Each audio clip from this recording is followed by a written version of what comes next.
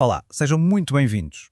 Hoje a gente vai mergulhar na história, uma história surpreendentemente complexa, de uma palavra que usamos o tempo todo, todos os dias, sem nem nos darmos conta. Preparem-se, porque a forma como olhamos para a gramática pode estar prestes a mudar. Então, para começar, deixo aqui uma pergunta. Se tivessem que apostar, qual diriam que é o verbo mais irregular, o mais trabalhador da língua inglesa? Aquele que, sabem, quebra todas as regras, mas ao mesmo tempo é absolutamente essencial. Pois é, a resposta, ela está mesmo debaixo do nosso nariz. É uma palavra que a gente usa tanto, mas tanto, que ela se torna quase invisível. E estamos a falar, claro, do famoso verbo to be. Ok, vamos mergulhar nisto a fundo. Primeira paragem na nossa análise, porque é que este verbo é, digamos, um verdadeiro rebelde, um quebra-regras que parece ignorar tudo o que se aplica à maioria dos outros verbos. E a primeira prova disso, olhem só para este número. 8. Ele tem 8 formas diferentes. Pensem bem, não há mais nenhum verbo em inglês com tantas variações assim. É sem dúvida o campeão da irregularidade. E aqui neste slide a gente vê isso de forma claríssima. De um lado temos um verbo super regular, como walk, simples, poucas alterações, certo? Agora, olhem para o to be. É am, is, are, was, were. Parece uma confusão. Cada forma parece vir de um sítio diferente. É exatamente esta variedade que o torna tão, mas tão especial. Mas não é só isso. Outra coisa fascinante sobre o to be é a sua independência. É isso, ele é um verbo autossuficiente. Ao contrário da maioria dos outros, ele não gosta muito de pedir ajuda, sabem? Especialmente na hora de fazer perguntas ou de negar alguma coisa. E o mecanismo é super simples, vejam só. Outros verbos precisam daquele auxiliar, o do, para fazer uma pergunta, certo? O to be não, ele só inverte a ordem. She is vira is she. E para negar, mais fácil ainda, é só juntar o not. Simples, elegante e, como eu disse, totalmente autossuficiente. Agora, vamos para a parte em que a coisa fica ainda mais interessante, a sua dupla identidade.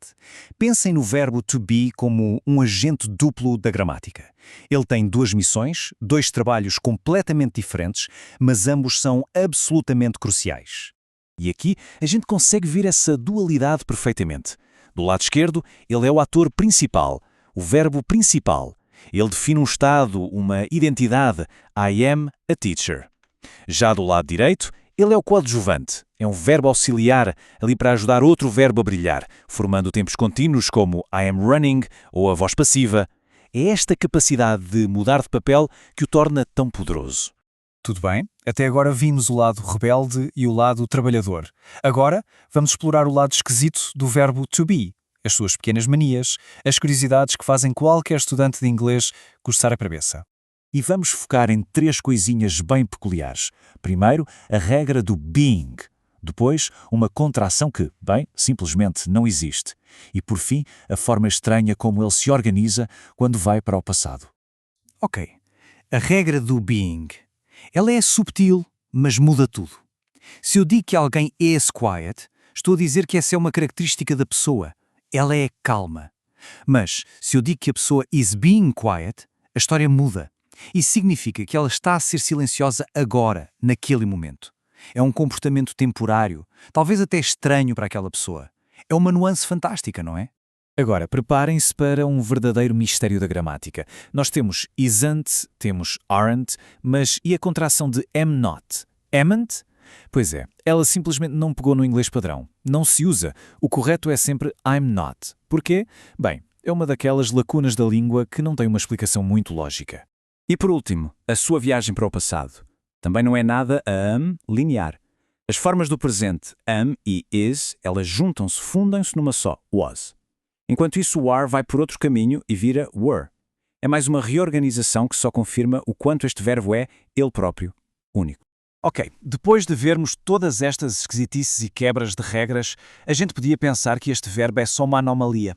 Mas a conclusão é exatamente a oposta. No fim de contas, ele não é um problema, ele é a base.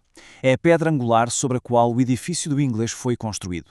E sabem por que ele é tão fundamental? Porque o to be lida com as ideias mais básicas de todas: existência, identidade e estado. Ele permite-nos dizer que algo é, onde está e como está. Sem ele, a nossa capacidade de comunicar seria drasticamente diferente. Quase impossível, na verdade. E isto deixa-nos com uma última reflexão, um pensamento para levar connosco. Se o verbo mais essencial de todos é tão ilógico, tão cheio de exceções, o que é que isso nos diz sobre o que são as regras numa língua? Talvez as línguas não sejam sistemas rígidos e perfeitos. Talvez sejam mais como organismos vivos, que crescem e mudam com o tempo, moldados pela história e pelas pessoas que as falam. Fica a pergunta, não é? Se a regra principal pode ser quebrada, o que é realmente uma regra?